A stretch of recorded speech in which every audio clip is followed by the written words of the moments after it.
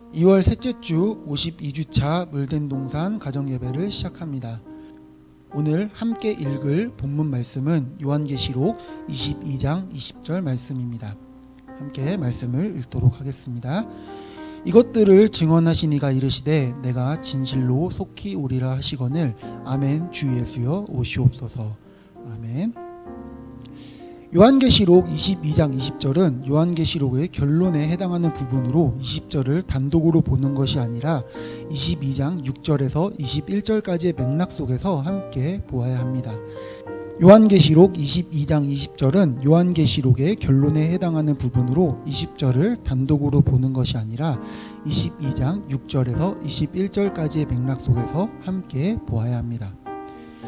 이 부분은 성경을 보는 독자로 하여금 행동을 하게끔 하기 위한 것이라고 이야기할 수 있습니다. 크게 네 부분으로 나누어서 설명을 할 수 있습니다. 가장 먼저 신실하신 하나님의 말씀에 대한 반응입니다. 22장 7에서 9절 말씀을 함께 보겠습니다. 함께 읽도록 하겠습니다. 보라, 내가 속히 오리니 이 두루마리의 예언의 말씀을 지키는 자는 복이 있으리라 하더라. 이것들을 보고 들은 자는 나 요한이니 내가 듣고 볼 때에 이 일을 내게 보이던 천사의 발 앞에 경배하려고 엎드렸더니 그가 내게 말하기를 나는 너와 내 형제 선지자들과 또 이 두루마리의 말을 지키는 자들과 함께 된 종이니 그리하지 말고 하나님께 경배하라 하더라.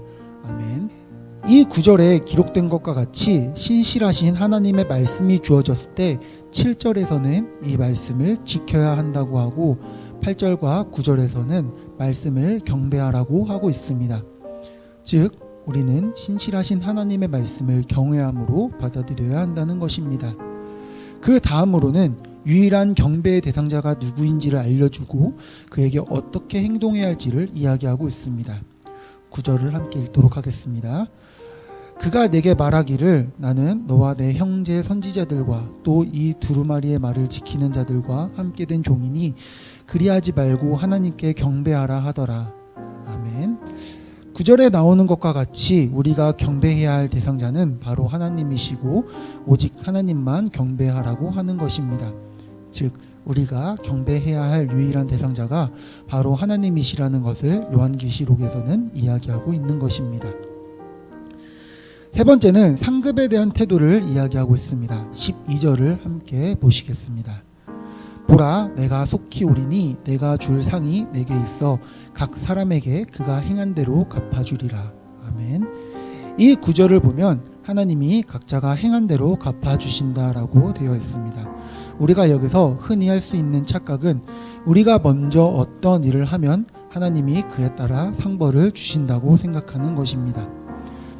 하지만 여기서 이야기하는 우리가 행한 대로 갚아주신다고 하는 것은 하나님이 우리에게 먼저 구원의 은혜를 베푸시고 각자에 맞는 은사와 달란트를 주셨으니 우리는 그것을 하나님께 받은 대로 잘 사용하여야 한다는 것입니다. 우리가 우리의 힘으로 어떤 행동을 하고 하나님이 그것을 갚아주시는 것이 아니라 하나님의 능력을 힘입어 우리가 하나님의 뜻에 맞게 그 행동을 하여 하나님 나라를 이루어갈 때 하나님이 그에 걸맞는 상급을 더하여 주신다는 것을 의미합니다. 마지막으로 마라나타, 즉 예수님을 기다리는 자의 태도를 이야기하고 있습니다. 20절을 함께 보도록 하겠습니다. 이것들을 증언하신 이가 이르시되 내가 진실로 속히 오리라 하시거늘 아멘. 주 예수여 오시옵소서. 아멘. 여기서 요한계시록은 실질적인 결론을 맺고 있습니다. 이는 예수께서 마지막 때에 오셔서 심판과 구원의 역사를 마무리해달라는 것을 기도하고 있는 것으로 끝맺음을 하고 있는 것입니다.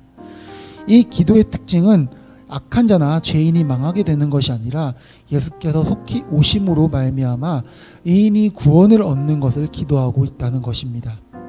그리고 주 예수께서 속히 오심으로 말미암아 이 땅이 의인의 구원을 받는 하나님의 나라가 되는 것을 기다리고 있는 것입니다.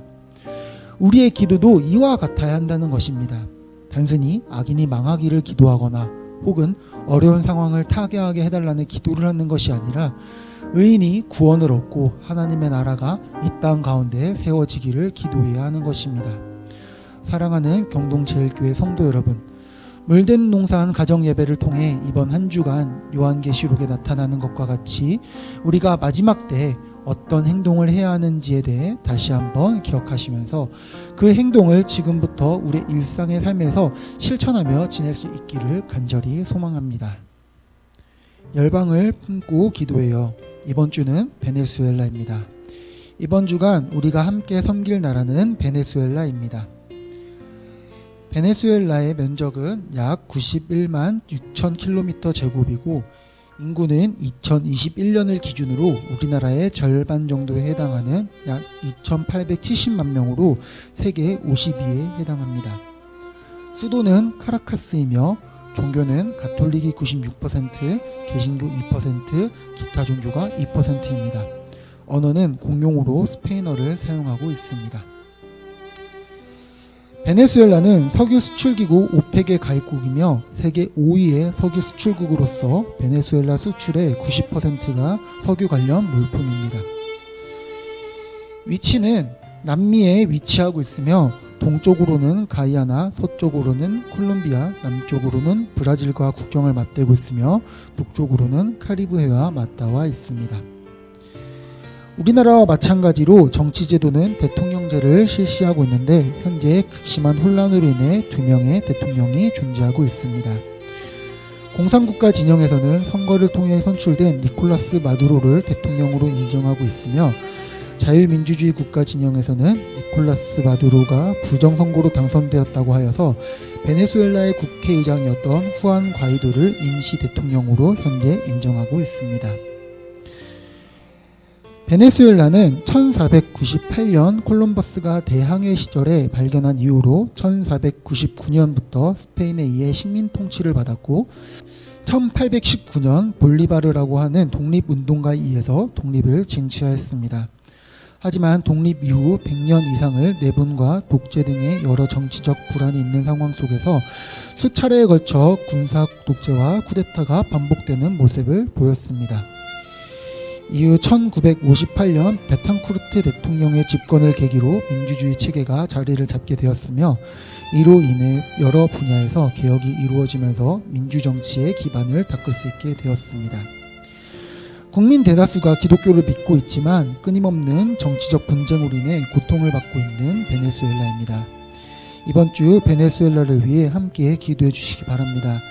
베네수엘라가 정치적으로 안정을 찾고 국민들의 생활 여건이 나아져서 보다 하나님을 믿는 것에 열심을 낼 수 있도록, 그리고 그들이 이러한 어려운 상황 속에서도 하나님에 대한 믿음이 흔들리지 않고 신앙을 굳건히 잘 세워나갈 수 있기를 기도합니다.